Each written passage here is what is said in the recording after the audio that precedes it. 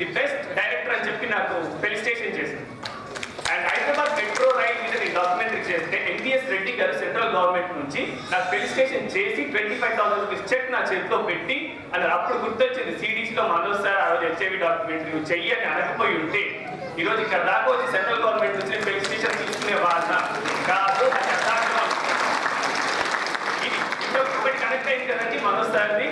So Sridevi ma'am కూడా అంతే, ఇక్కడ రీసెర్చ్ అలాగే చేసి ఇంటర్నేషనల్ కూడా నేను ఆ వర్క్ పేపర్స్ పంపించాను, మంచి అప్లాక్స్ వచ్చింది.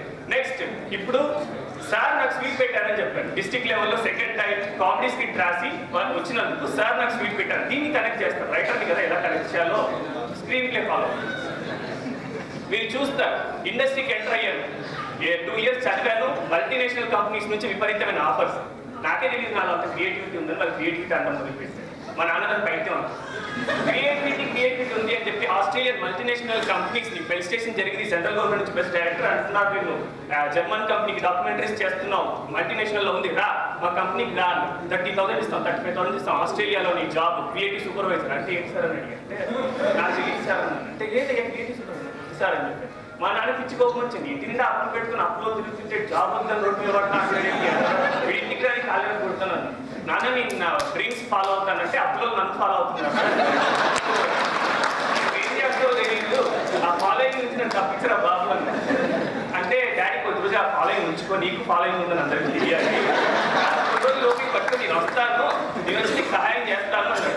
ఒరే ఏంట్రా ఇంత చదువుకొని ఇండస్ట్రీకి పోతానంట, ఒక్కడు కృష్ణానగర్లో పిక్చర్లా చదువుతున్నాడు అంటే నేను అందులో కొంచెం మంచి పిక్చర్ ఉన్నాను కాదు, నాకు తెలుసు ఏ రాయితో కొట్టాలి ఏ రాయితో పడకూడదు అని నేను వెళ్తాను. సో ఇండస్ట్రీకి ఒక రైటర్గా ఎంటర్ అయిన తర్వాత విపరీతమైన స్ట్రెయిన్, విపరీతమైన టెన్షన్స్, ప్రెషర్స్ అన్నీ తట్టుకోవడానికి నాకు బేస్ పడింది సిడిసి కాలేజ్ నుండి.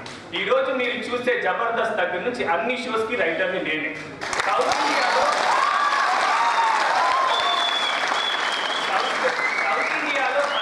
సౌత్ ఇండియాలో 14 ప్రొడక్షన్ హౌస్లకి solo writer and Raj Kumar అండి.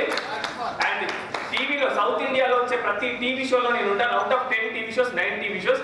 అండ్ ఒక మంత్కి వచ్చేసి 30 crores బిజినెస్ చేసే టెలివిజన్ కి నేను కంటెంట్ చేస్తాను.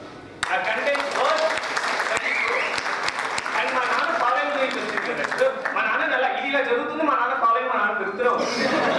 సరే సంపాదించడం మొదలు పెట్టాను. 150 రూపీస్ నుంచి మొదలు పెట్టాను ఇండస్ట్రీలో. ఒక స్టార్ అంటే ఒక మంచి రైటర్ అయిన తర్వాత, బిజియెస్ట్ టాప్ రైటర్ అయిన తర్వాత పర్ డే 15,000 రూపీస్ ఎర్న్ చేయడం మొదలు పెట్టాను. సో మా డాడీ అప్పుడు నా కొడుకు ప్రయోజకుడు అయ్యాడు. డాడీ నీ సంపాదన ఏం చేస్తారంటే సౌత్ ఇండియా మొత్తం పనిచేస్తున్నాడు అంటే ఎంత సంపాదించిన 10,000 అరే ఇప్పుడు ప్రయోజకుడు అయ్యిందా అని చెప్పేసి దగ్గర అందరూ.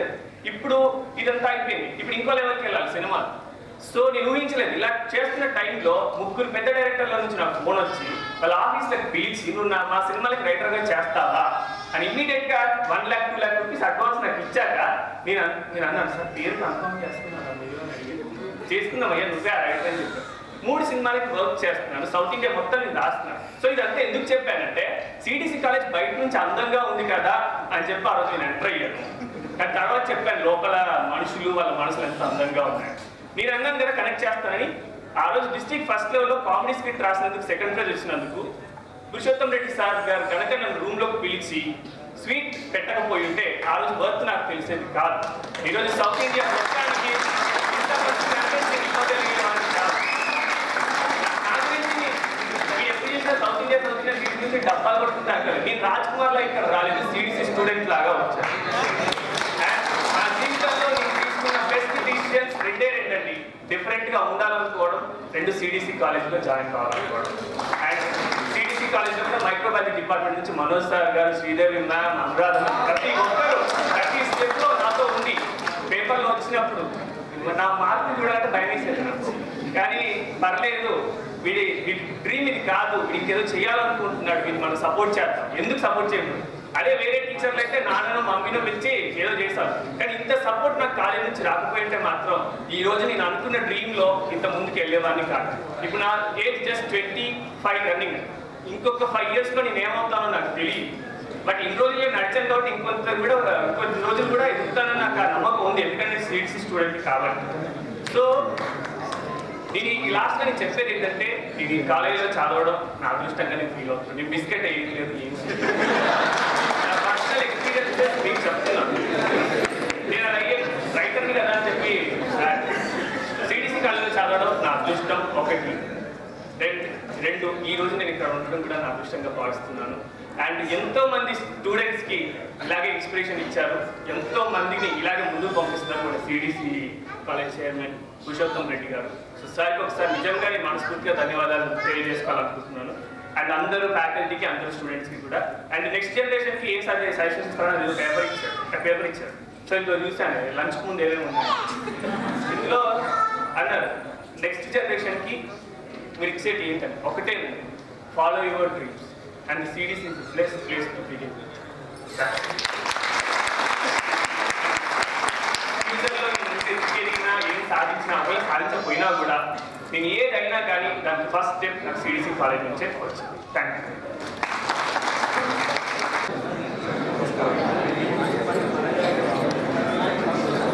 I won't take much time. I will finish in 2-3 minutes. It's really a blessing, sir, to be here. To all the experience of our senior batches and junior batches as well. My name is Praveen Kumar. I have completed my BSc Statistics 2003 pass. It's something like as everyone is explaining. CDC college or CPS is always feeling a positive energy and positive fire everyone. And wherever you go after completing graduation or post-graduation in CDC, people have been to different countries and different places. But no one definitely will not forget any moment they experienced in CDC and the positive environment and good teaching, everything provided in the college. So I want to give you a small example. So I don't know whether sir is doing that now or not. In 2003, 75% attendance is a mandatory. So problem ఏంటంటే 74, 73 అలా వచ్చిన వాళ్ళు ఏంటంటే మేము attendance fee కడతాం, manage చేసుకుంటాము అని అనుకునేవాళ్ళు. ఓకే, బట్ సార్ ఏం చేసేవాళ్ళంటే ఒక పర్సెంటేజ్ తగ్గితే 50 గుంజీలు తీయించేవాళ్ళు వాళ్ళు. సో అది ఎక్కడ అంటే అందరూ అమ్మాయిలు వస్తుంటారు వెళ్తుంటారు, జనరల్గా అటెండెన్స్ తక్కువ వాళ్ళు అబ్బాయిలే ఉంటారు. So it's not self-boasting. We 3 guys, we are toppers of our class. So one of our top 2 member, he got 74.97. So that guy he's a outstanding guy. He's excellent in his academic. He is working in IBM now. So why don't you allow me? Because just 0.03%. He said, sir, implied 0.03% is also a percent, right? You are not measuring that value. So he had to come out and he had to go for 50 or 25 or these. So after coming back, my friend was a bit disappointed. But sir, you don't believe, up to now in this 10-15 years span, we have remembered that incident at least 100 times. So he always says that made me a perfect man. So please give a huge applause to CPS sir. A perfect man and a perfect well-being, well-human being. So the seniors experience share chesaru. Sir, I love your poetry. So it's really giving like nice experiences. So next ఏంటంటే మాకంటే super సీనియర్లు ఎంతోమంది ఉన్నారు. వాళ్ళని మించి మనం suggestions ఇవ్వడం అంటే ఇప్పుడిప్పుడే క్వశ్చన్స్లో అడుగుపెడుతున్నాం కాబట్టి కొద్దిగా తప్ప చేసినట్టు అయింది. కాకపోతే దీనికంటే ముందు నేను ఒక చిన్న స్టోరీతో మొదలు పెడతాను. ఇది కూడా నేను సిడీసీలో ఉన్నప్పుడే తెలుసుకోవడం జరిగింది. మీకు చార్లెస్ డార్విన్ ఐడియా ఉండే ఉంటాడు. ఆ చార్లెస్ డార్విన్ ఏంటంటే వాళ్ళ నాన్న ఒక యూనివర్సిటీలో మెడిసినల్ ప్రొఫెసర్ అనమాట. కానీ చార్లెస్ డార్విన్ మాత్రం చాలా అల్లరి చేసేవాడు. ఎంత అల్లరి అంటే భరించలేనటువంటి అల్లరి చేసేవాడు. ఆఖరికి ఎంత అల్లరి చేసేవాడు అంటే వాళ్ళ నాన్న ప్రొఫెసర్గా ఉన్నటువంటి యూనివర్సిటీలో చార్లెస్ డార్విన్కు సీట్ ఇవ్వమంటే వాళ్ళ నాన్ననే ఒప్పుకోలేదు. అంత దారుణంగా అల్లరి చేసేవాడు. ఎలాగైతే ప్రిన్సిపల్ ఏమని చెప్పేసి అందులో సీట్ వచ్చింది. సీట్ వచ్చినా కానీ మన చార్లెస్ డార్విన్ అల్లరి ఏ రకంగా ఉండదంటే అల్లరిక పరాకాష్ట అనమాట. అంత దారుణంగా అల్లరి చేసేవాడు. అలా ఎలా చేసి ఆ కంప్లైంట్స్ అన్ని భరించలేక చార్లెస్ డార్విన్ వాళ్ళ నాన్న తన డిపార్ట్మెంట్ నుండి తన అబ్బాయిని డిపార్ట్ చేయడం జరిగింది అనమాట. అయితే ఒకనొక సందర్భంలో ఏమైందంటే వాళ్ళ యూనివర్సిటీలో ఉన్నటువంటి చార్లెస్ డార్విన్ వాళ్ళ ఫ్రెండ్స్ అందరూ కూడా ఒక టూర్ ప్లాన్ చేశారు. అందులో ఒకరికి రావడానికి అవకాశం ఉంది. ఎవరిని తీసుకోపోవాలని ఆలోచిస్తున్నటువంటి క్రమంలో చార్లెస్ డార్విన్ తీసుకెళ్దామని వాళ్ళ ఫ్రెండ్స్ గ్రూప్ అంతా కూడా ఒక నిర్ణయం తీసుకున్నారు.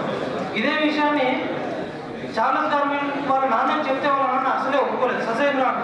కానీ లేదు, తప్పకుండా చార్లెస్ డార్విన్ తీసుకెళ్తామండి, తను లేకుండా టూర్ రాదు, అంత సక్సెస్ఫుల్ కూడా కాదు అని చెప్పేసి అన్నాను. సరే ఎలాగైతే అల్లర్లు మాత్రం ఏమాత్రం చేయకుండా ఉంటేనే మీకు పంపిస్తాను అంటే, సరే మేము అల్లర్లు చేయకుండా మేము చూసుకుంటాము, ఎలాంటి అపనిందలు కూడా మీకు రాకుండా మేము చూసుకుంటాము అని చెప్పేసి చార్లెస్ డార్విన్ దగ్గరని ఆ టూర్కి తీసుకెళ్ళడం జరిగింది. ఆ టూర్ ఏమో కాదు, చార్లెస్ డార్విన్ హ్యూమన్ ఇవాల్యూషన్ అనే బుక్ రాసినటువంటి గ్యాలపాగస్ ఐలాండ్స్ అన్నమాట. అక్కడ ఉన్నటువంటి జీవజంతువులన్నింటినీ కూడా చూసి హ్యూమన్ ఇవల్యూషన్ ఏ రకంగా జరిగింది అనేటువంటి బుక్ రాశారు. కాబట్టి ఎవరో ఒకరు ఎలాంటి సందర్భంలో ఎలా ఉన్నా కానీ, ఎంత అల్లరిచిల్లరగా తిరిగినా కానీ కొన్ని సందర్భాలలో మంచి వ్యక్తులు మాట్లాడతారు. జీవితంలో ఎవరు కూడా కనిపెట్టలేనటువంటి ఉన్నత శిఖరాలకు చేరుకుంటారు. అయితే ఇప్పుడు నేను చెప్పేటువంటి స్టోరీ చార్లెస్ డార్విన్కి ఉన్నటువంటి స్టోరీకి పూర్తిగా కాంట్రాడిక్టరీ స్టోరీ అన్నమాట. ఇది ఇంతకుముందే మాట్లాడినటువంటి మన సినిమా రైటర్ రాజ్ కుమార్ కూడా తెలుసు. మ్యాటర్ ఏంటంటే, ఒక విద్యార్థి ఉన్నాడు, ఇంటర్మీడియట్లో హాస్టల్ చదివాడు, బాయ్స్ హాస్టల్. చాలా పప్పుముద్దలాగా ఉండేటోడు. ఆ వ్యక్తి ఎంత దారుణం అంటే, వాళ్ళ ఇంటికి కనీసం చుట్టాలు వచ్చినా బంధువులు వచ్చినా కానీ పేరెంట్స్ కూడా చెప్పలేనటువంటి స్థితి. అయ్యో నాన్న ఇదిగో వీళ్ళు వచ్చారు, అదిగో మమ్మీ మనం తెచ్చినటువంటి బంధువులు వచ్చారు, కొలీగ్స్ వచ్చారని కూడా చెప్పలేనటువంటి స్థితి. ఇంటి చుట్టుపక్కల వాళ్ళు, ఈవెన్ తన తండ్రి కూడా, ఈవెన్ వేరే ఎవరు వచ్చినా కానీ ఏమయ్యా ముద్ద గొప్పైనా కానీ తినడానికి మనకు వస్తుంది, ఇక్కడ నా ముద్దను చూడండి, అది ముద్దలని కూడా ఎందుకు మనకు వస్తాడని చెప్పేసారు. ఇది తర్వాత ఏమైంది, ఇంటర్మీడియట్ అయిపోయింది. తర్వాత అబ్బాయి సిడిసి కాలేజ్లో అడుగుపెట్టాడు. అది కూడా బీటీఎంపీసీ గ్రూప్లో, బయోటెక్నాలజీ, మైక్రోబయాలజీ, కెమిస్ట్రీ. అయితే ఆ గ్రూప్లో అడుగుపెట్టినప్పుడు అక్కడ వింతేమంటే నార్మల్గా క్వాలిఫికేషన్ బట్టి అమ్మాయిలు అబ్బాయిలు సర్వసాధారణం. కానీ ఈ బీటీఎంపీసీ 2006-2009 బ్యాచ్లో అబ్బాయి చేరినప్పుడు 90 మెంబర్స్ ఉండేవాళ్ళన్నమాట, 90 మంది. అందులో 70 మెంబర్స్ గర్ల్స్, 20 మెంబర్స్ బాయ్స్. చూడగానే మేము ఒక 3 పేజీలకు పరిమితం అయిపోతే మిగతా 40 పేజీలు మాత్రం గర్ల్స్ ఉండేవాళ్ళు. అబ్బాయిలు ఎక్కడ ఉన్నారో బాబు అంటే వెతుకోవాల్సిన పరిస్థితి.